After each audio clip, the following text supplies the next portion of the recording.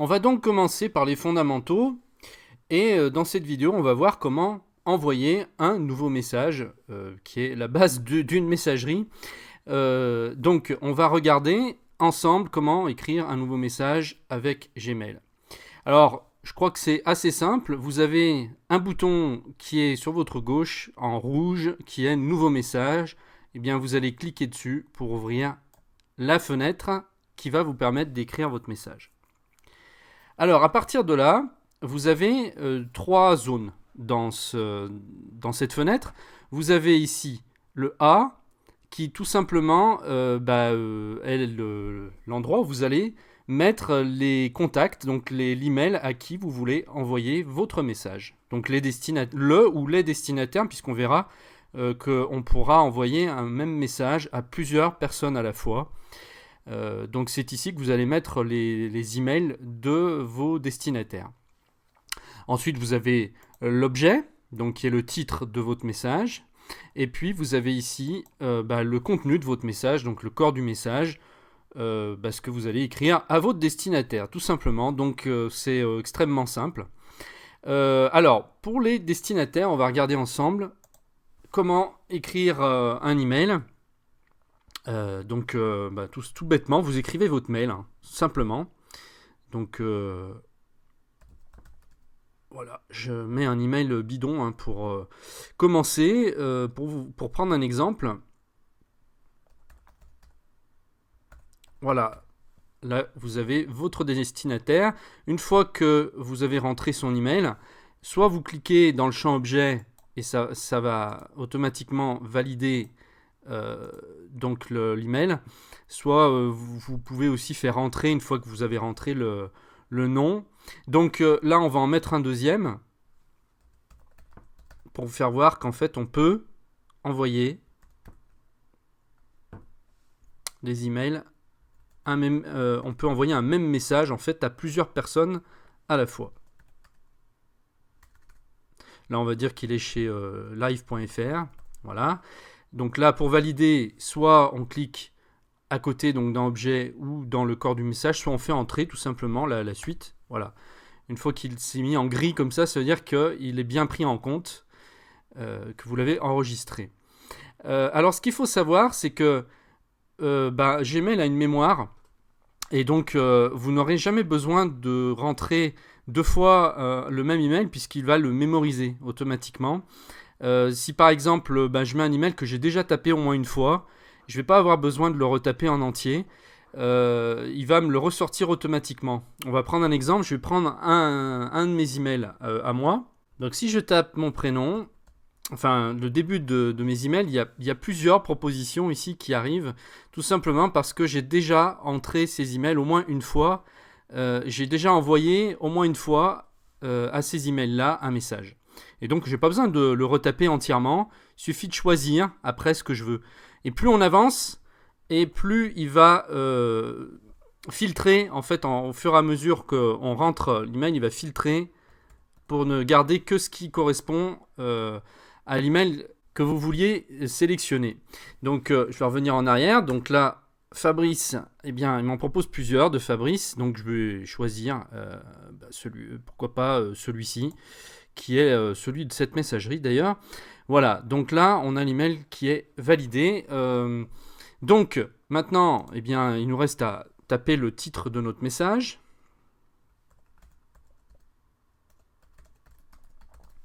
Et ici, votre message, bonjour, voici les photos des vacances, hop, par exemple, voilà. Alors, il faut savoir que vous pouvez... on a déjà vu que vous pouviez mettre plusieurs destinataires ici. Il suffit de continuer. Je vais vous refaire voir. Voilà. On fait... admettons qu'il soit chez Orange. Orange.fr. Je fais entrer pour valider. Voilà. Je peux en écrire un troisième, etc. Il y a une limite, je crois, à 50. Il me semble qu'on peut envoyer jusqu'à 50 personnes en même temps. Ça m'étonnerait que vous ayez besoin d'envoyer à autant de personnes à la fois un message. Donc c'est pour dire que vous n'êtes pas vraiment limité. On peut en mettre en tout cas plusieurs, on peut en mettre 5, 10, voilà, jusqu'à 50.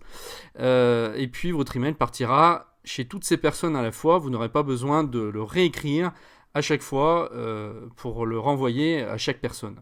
Donc ça, c'est intéressant. Ensuite, là, on va regarder la signification de ces deux abréviations ici. Alors, CC, ça veut dire copie carbone, en fait.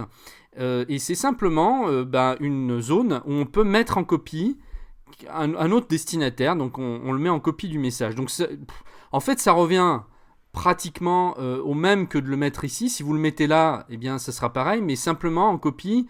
Quand, par exemple, on travaille dans une entreprise et qu'on se sert d'un ordinateur pour envoyer un message, eh bien, souvent, on met, par exemple, en copie le responsable du service pour qu'il voit quel message est parti, pour le tenir au courant simplement de ce qu'on a envoyé à quelqu'un. Voilà, donc quand on le met en copie, c'est vraiment pour comme une espèce de confirmation qui dit voilà, regarde ce que j'ai envoyé, quoi. Voilà, c'est le but de la copie. Et ici, vous avez pareil, CCI, c'est aussi une copie carbone, mais cette fois, c'est une copie cachée. C'est-à-dire que là, on va voir, les destinataires qui sont ici, en fait, vont voir, quand ils vont recevoir votre message, ceux qui sont là, ils vont voir que vous avez mis en copie.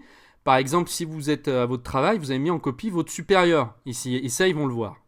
Maintenant, si vous faites ici CCI, ils ne vont pas le voir. C'est-à-dire que là, si on met la personne en copie ici, je tape n'importe quoi, mon supérieur, Gmail, ou alors, je ne sais pas, admettons que vous travaillez à la caisse d'épargne, eh bien, vous rentrez caisse d'épargne, ici, l'email de votre supérieur.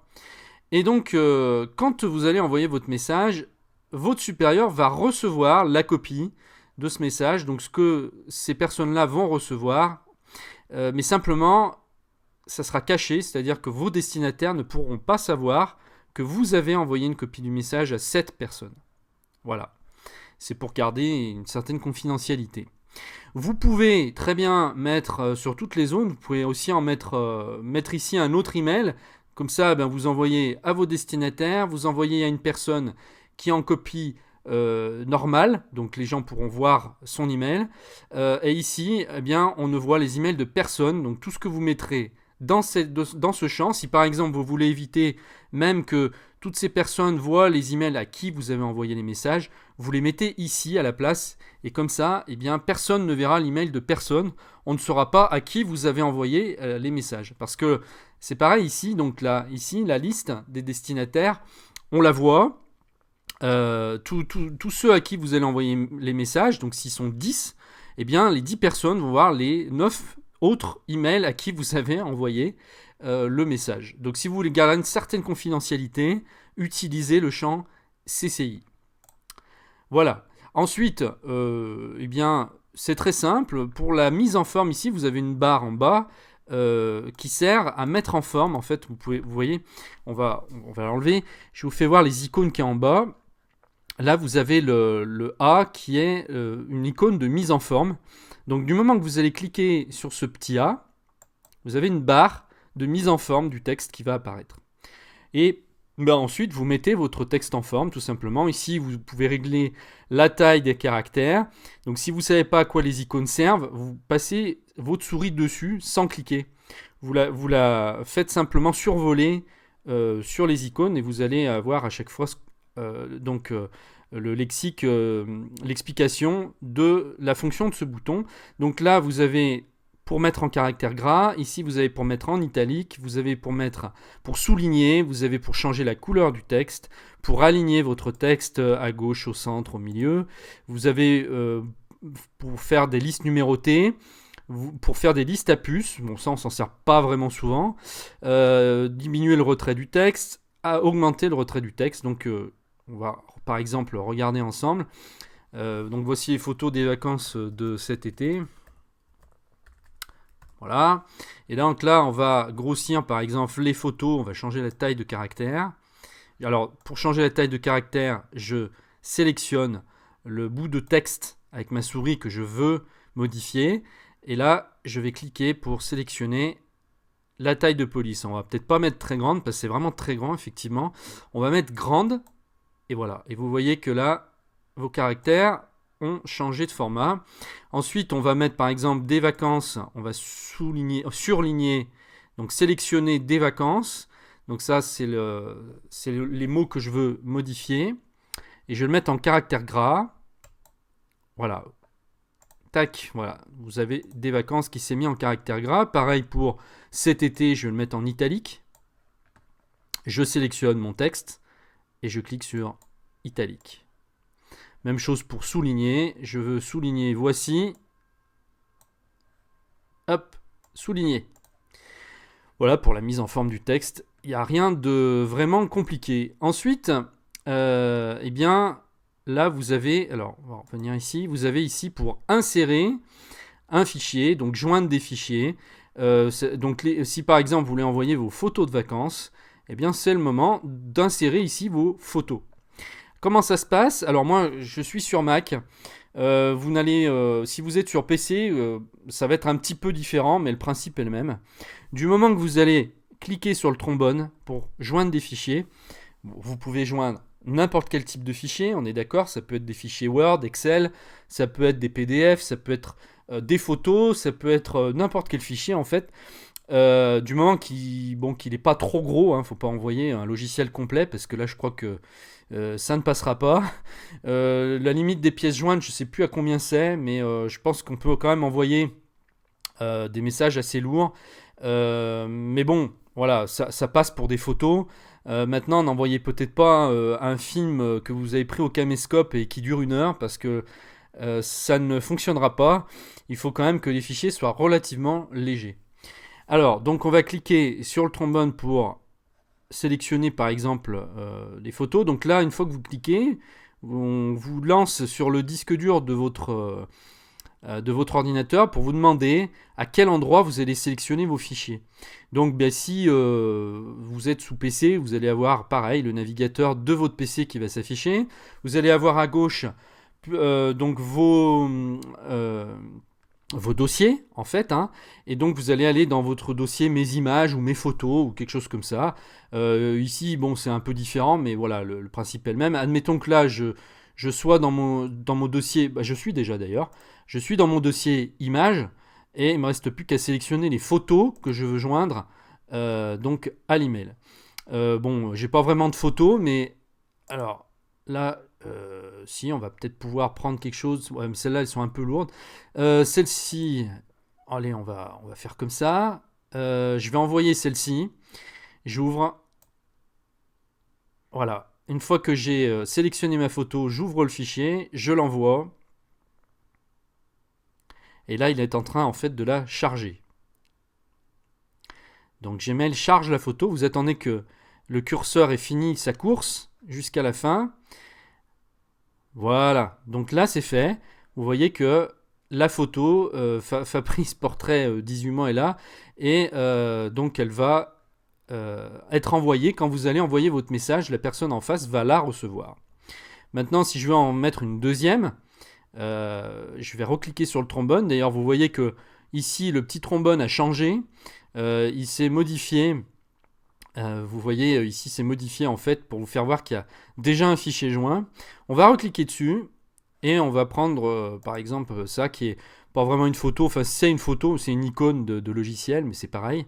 C'est le même fonctionnement. Donc, je me mets dessus. Je fais ouvrir. Et là, il charge. Vous voyez, il est en train de charger la deuxième photo. C'est fait. Vous avez ici vos 2 photos qui sont donc maintenant chargées. Et là, maintenant, si vous envoyez votre message, eh bien, les destinataires vont recevoir les fichiers, les photos que vous avez joints. Ensuite, vous avez des petites icônes ici, donc ça on va pas voir parce que c'est un peu compliqué pour l'instant. Ça fonctionne avec le disque dur virtuel de Google, donc il faudra déjà que vous connaissiez ce système pour pouvoir s'en servir. Ici, on peut aussi insérer des photos, mais ça sera différent. C'est-à-dire que si on fait comme ça, on va aussi arriver sur le disque dur virtuel de Google et on va pas non plus regarder ça pour l'instant. Par contre, ici, on peut regarder la fonction lien. C'est-à-dire que ça, c'est pour insérer un lien dans votre email. Si par exemple, vous voulez envoyer donc quelqu'un à un endroit sur Internet, donc pour simplement l'envoyer à un endroit précis sur Internet, on fait ce qu'on appelle un lien, on crée un lien. Et donc, par exemple, admettons que j'ai trouvé ce livre, sur Amazon. Eh bien, vous allez conduire la personne. Je vais vous faire voir ça. On va aller sur Amazon. Et admettons qu'il y a un article, par exemple, le dernier Jean-Michel Jarre. Hop. Le dernier disque de Jean-Michel Jarre qui va bientôt sortir. Je veux amener la personne sur cette page Amazon directement. Alors, eh bien, il me suffit ici de me positionner dans le navigateur en haut et de sélectionner, en double-cliquant, vous allez sélectionner, vous double-cliquez avec votre souris, vous allez sélectionner le lien, vous faites un clic droit avec votre souris et vous faites copier ici le lien. Voilà, copier. Maintenant, vous allez retourner dans votre messagerie en cliquant donc sur l'onglet qui est ouvert de votre messagerie ici, puisque là, on peut jouer avec les onglets. Et vous allez coller ce que vous venez. Alors, c'est pas ce livre, du coup, c'est ce disque. Ce disque sur Amazon, vous allez surligner ce disque. Surligner, enfin, c'est pas surligner, c'est sélectionner avec votre souris. Vous le sélectionnez, ensuite vous cliquez ici sur la petite chaîne, là, l'icône insérer un lien, et vous allez, vous voyez ici, lien vers adresse web, donc vous laissez adresse web, vous faites un clic droit avec votre souris, et vous faites coller. Une fois que c'est fait, vous faites OK, et là, vous avez maintenant ce disque qui s'est surligné en bleu, et en dessous, vous avez une petite barre qui vous fait voir que vous avez fait un lien sur cette page Amazon. Et donc, quand votre destinataire recevra votre email, quand il va cliquer sur ce disque, il va arriver, tac, si je clique, regardez, il va arriver directement sur l'article en question que vous vouliez lui faire voir. On va retourner dans la messagerie. Voilà, vous avez tout compris. Ensuite, vous pouvez insérer ici... On va retourner donc dans les petites icônes en bas. Vous pouvez insérer des emoticônes, donc qui sont des smileys, c'est des petits visages sympas qu'on peut mettre pour agrémenter son message. Donc là, je vais cliquer dessus, puis je vais pouvoir insérer par exemple cette tête sympa avec un sourire. Donc je vais cliquer dessus, tac, ça va l'insérer dans mon message.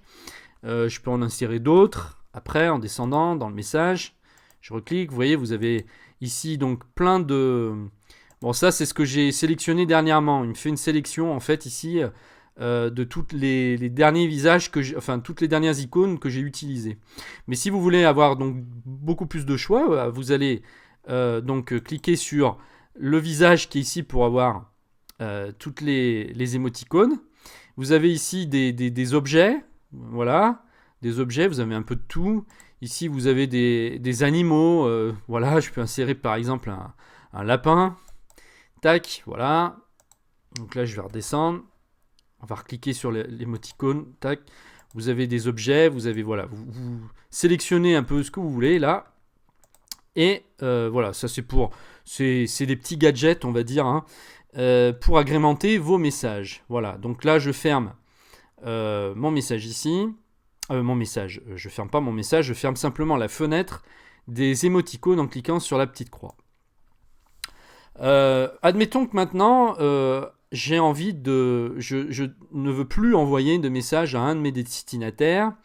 Alors je vais recliquer ici dans là où sont mes destinataires avec la souris, et là je vais pouvoir modifier. Admettons que du coup Tati78, je lui enverrai le message plus tard, mais pour l'instant je vais pas lui envoyer. Donc je clique ici sur la petite croix pour enlever le destinataire. Voilà, et vous pouvez faire ça aussi avec le champ CCI. Hop, on supprime. Voilà, et puis enfin pour terminer, si vous ne désirez pas envoyer le message et que du coup vous le faites plus tard, vous pouvez cliquer sur le bouton supprimer le brouillon ici, et votre message sera supprimé. Il faut savoir que quand vous écrivez un message, automatiquement, il va être enregistré ici dans vos brouillons, qui se trouvent dans le menu à gauche. Donc si jamais vous avez un problème, vous fermez par inadvertance, vous fermez votre message, eh bien il est quand même enregistré dans vos brouillons. Donc si vous avez une coupure de courant, que vous étiez en train d'écrire votre message et que paf, ça s'éteint tout par exemple, eh bien sachez que Gmail l'aura sauvegardé automatiquement dans vos brouillons. Il suffira de retourner dans vos brouillons pour le retrouver. Donc on va le faire ensemble. Là je vais fermer mon message avant de le...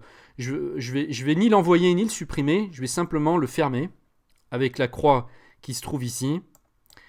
Voilà. Et votre message n'est pas perdu pour autant. Il suffira d'aller dans brouillon. Et voilà, il va vous mettre ici l'historique des messages qui ont été enregistrés, vos brouillons. Et le dernier, donc à 10h33, donc qui a été enregistré à 10h33, donc ça correspond à la dernière modification que vous avez faite dans votre message. Eh bien, il suffit de recliquer dessus pour l'ouvrir. Vous voyez, il n'y a rien qui est perdu en fait. Et maintenant, vous pouvez retravailler dessus.